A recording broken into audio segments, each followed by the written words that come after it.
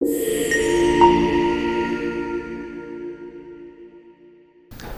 इस प्रकार से वर्णन मिलता है शास्त्रों में कई स्थानों पर, और ये गृहस्थों का कर्तव्य है कि वो हमेशा भक्तों को बुलाए और नाना प्रकार के व्यंजन खिलाए, और जो जाने वाले ब्रह्मचारी या ब्राह्मण हैं या सन्यासी हैं वो घर पर जाकर कीर्तन करें और भगवान के संबंधित बातों को उनको शिक्षा दे, और उनको कुछ प्रश्न है तो उनको प्रश्न पूछे तो उनका समाधान भी दे।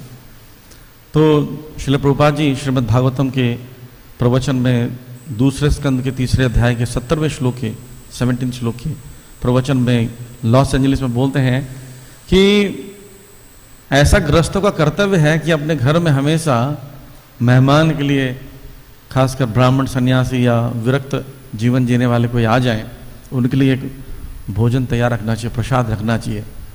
उसको अतिथि आहार कहा जाता है। अतिथि आहार, अतिथियों के लिए आहार वो रखना ही चाहिए। मतलब ऐसा नहीं कि वो आजकल कौन आता सोच कर नहीं रखते हैं, लेकिन अचानक से अतिथि आ जाए तो वो हो सकता है थोड़े समय के लिए आए तो आप कितना कुक करेंगे उनके लिए, उनको स्वागत कर कर, उनको माल्यार्पण कर कर, चंदन लगा कर, शरण पखार कर उनको फिर भोजन कराया जाता है। इसलिए अतिथि आहार रखना जरूरी है, समस्त गृहस्थों का कर्तव्य है। जो कृष्ण भावनामृत में है उनको तो पालन करना ही चाहिए, क्योंकि इस्कॉन से जुड़ने के बाद या ऐसे कृष्ण भावनामृत से जुड़ने के बाद ब्रह्मचारी सन्यासी प्रचार में रहते ही हैं, तो उनको आमंत्रित किया जाए तो कभी कभी ऐसा होता है कि कई प्रचार के दौरान ब्रह्मचारी सन्यासी को प्रसाद की व्यवस्था नहीं हो पाती, तो उस सिटी में रहने वाले, उस स्थान पर रहने वाले गृहस्थों को जानकारी लेना चाहिए और अपने घर में बुलाना चाहिए।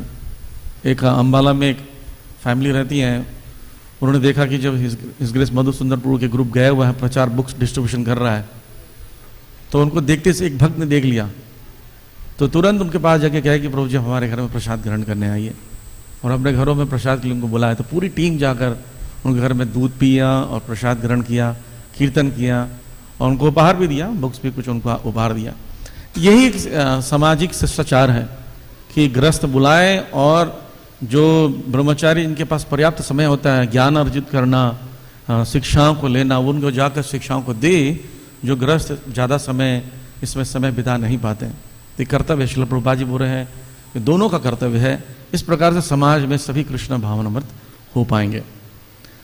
लेकिन ये अपेक्षा नहीं रखनी चाहिए सन्यासी को कि मैं सन्यासी बन गया हूँ तो मुझे बुलाएं, कि तुम मुझे बुलाते नहीं हो, आज बहुत दिनों से बुलाया नहीं, है ना, पिछली बार क्या तो खिचड़ी खिला दिया था आपने, व्यवस्था ठीक नहीं है।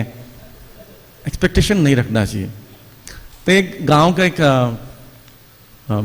लड़का था, वो नया नया यंग सन्यासी बना, और सन्यासी बनकर वो पहाड़ों की घटना है, पहाड़ों में जाकर रहने लगा। तो गांव वालों को लगने लगा कि है तो हमारे गांव का ही, तो उनसे मिलने के तो चलते हैं, वो नहीं आता तो कोई बात नहीं। तो नाना प्रकार के व्यंजन बनाकर सब मिलने जाते हैं। तो निर्णय लेते कौन से दिन जाएं, ऐसे दिन जाएं जिससे उसके लिए शुभ हो और हमारे लिए शुभ हो। कौन सा दिन है? बोले उनका जन्मदिन।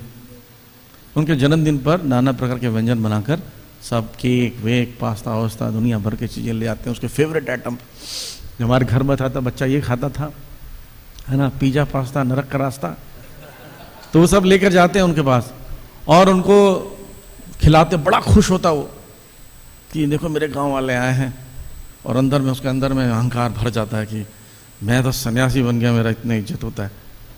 और हर साल ये होता था, आते आते, और लोगों ने उस भोजन को खिलाते खिलाते उनके अंदर परिवर्तन को देखना शुरू कर दिया। क्रोधी भी होने लगते, आज क्या लेकर आए हो, इसमें नमक कम डाला है, ऐसे करते हैं क्या। वो इतने प्रेम से लाते हैं लेकिन क्रोध प्रकट करने लगते।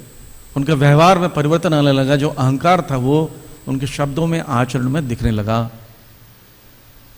तो उनके मन में भी कुछ भावना आने लगी कि अब जाएं कि नहीं जाएं। और ऐसा कुछ समय तक तो ऐसा हो गया था कि व्यास पूजा जैसा महोत्सव बनने लगा, खूब बड़ा पंडाल लगने लगा, जंगल में सब व्यवस्था करके चढ़कर आते।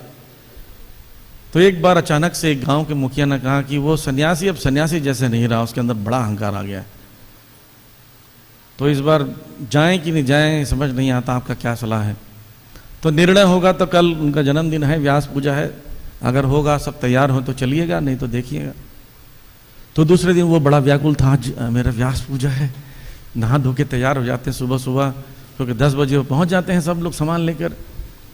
10 बजे वो आश्रम के बाहर ही एक बढ़िया सा आसन लगा के बैठ जाते हैं कि अभी आने वाले हैं। 11 बज जाते नहीं आते हैं, 12 बज जाते नहीं आते हैं, तो अपने कुटिया के ऊपर चढ़ के देखते हैं कहीं आ तो नहीं रहे हैं, क्योंकि उत्सुकता होने लगती है आने वाले हैं। फिर बोलते हैं चलो कोई बात नहीं, कभी कभी लेट हो जाता है, मौसम भी बिगड़ गया होगा, ऐसा कुछ हो सकता है, इस बार ज़्यादा व्यंजन बना रहे इसलिए समय लग रहा है। ऐसे कुल मन में कुछ विचार लाते हुए इंतजार करने लगते हैं, करते करते शाम का 6 बज जाता है। बोलते अब आ रहे होंगे, मुझे लगता अब तो आ ही गए होंगे। ऐसा करते हैं, पेड़ पर चढ़ के देखता हूँ, तो आश्रम के निकट एक पेड़ रहता है, उस पेड़ पर चढ़ने लगते हैं। यहाँ से देखते, यहाँ से दिख नहीं रहा है, दूर होंगे लगता है, और ऊपर चढ़ते हैं और ऊपर चढ़ते हैं। ऊपर चढ़ते जाते हैं तो टहनियाँ, वृक्ष पतला होता जाता है, एकदम ऊपर चढ़ जाते हैं, जब हिलने लगता है पूरा कि अब गिरने वाला है, झुकने लगते हैं, और ऊपर चलते हैं, वहीं से धड़ाम से गिर के उनकी कमर टूट जाती है, और रात भर वहीं पड़े रहते हैं। व्यास पूजा महोत्सव बन गया उनका। फिर सुबह जैसे तैसे ही रगड़ रगड़ के जाते हैं, और इस प्रकार से सारी आशाएं जो हैं टूट जाती हैं। तो कभी कभी ऐसा होता है कि मान सम्मान की भावना ज़्यादा भर जाती तो कमर टूट जाती है। तो ये भी नहीं भावना से सन्यासी को रहना चाहिए। तो जैसे यहाँ पर आमंत्रित करने की इच्छा कर रहे हैं, चाह रहे हैं, वो शोभा देता है। खुद से अगर हम बोला जाए तो अच्छा नहीं है। एक बार एक मंदिर में गया था, दिल्ली में ही एक मंदिर था, दिल्ली एनसीआर में एक मंदिर में गया, तो वहाँ पर चावल, दाल चावल बांट रहे थे, सब्जियाँ बांट रहे थे। चावल में खाता नहीं था, तो मैंने बोला चावल में खाता नहीं, प्रसाद बांटूंगा। तो सब बैठ गए और प्रसाद ग्रहण करने लगे, हम सब बांटने लगे। तो बांट तो दिए, प्रसाद हमारे पास कुछ था नहीं। तो एक फैमिली वहाँ पर आई हुई थी, वो नई नई जुड़ी हुई थी। उन्होंने नोटिस किया कि सब प्रसाद ग्रहण कर रहे हैं, और प्रभु जी लोग 2 लोग आए हैं, ब्रह्मचारी लोग ग्रहण नहीं कर रहे हैं। तो उन्होंने आके पूछा, प्रभु जी आप लोग क्यों ग्रहण नहीं कर रहे हैं? बोला हम चावल लेते नहीं हैं, तो चावल ही बनाए तो हम कैसे खाएंगे, या तो दाल और सब्जी ले लेंगे।